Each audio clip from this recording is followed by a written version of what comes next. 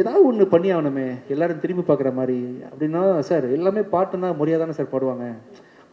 ரொம்ப அதாவது கர்நாடிக் சிங்கர்ஸு, கர்நாடிக் வித்வான்கள்லாம் இதை பார்த்து வந்து தலைவலியில் என்னடா ஆச்சுன்னு சொல்லி மண்டை வெடிச்சு சாகணும். அப்படி ஒரு சாங் கம்போஸ் பண்ணுவோம் சார் அப்படின்னோடனே, சரி இசைக்கு இப்படி ஒரு சோதனை, இசைக்கு ஒரு சோதனை, மண்டை வெடிச்சு சாகணும். உண்மையில தான் இது கர்நாடிக் படிச்சவன் இதை கேட்டா அவன் வந்து கொலவரியில வந்து என்ன வந்து கொன்றும். கர்நாடிக் படிச்சவன் கார் ஏத்தி கொல்லணும், இந்த மாதிரி வெறியோட இருந்திருக்காங்க. அப்படி ஒரு சாங் கம்போஸ் பண்ணணும். ஆனா விஜய் சினிமால கூட அப்படி ஒரு டைமிங் கிடைக்காது. ஏன்னா கவுண்டமணியன் எல்லாம் வந்து டயலாக் பஞ்ச் டெலிவரி டைமிங் சொல்லுவாங்களா, அதை விட டைமிங் என்னன்னா, நானும் அவர் விஜய் பேசிட்டு இருக்கோம். இந்த வாய்ஸ் ஆனது இதுக்கு முன்னாடி ஒரு கொடுமையான வாய்ஸ். இதுக்கு முன்னாடி யாரும் இந்த வாய்ஸை கேட்டிருக்க கூடாது.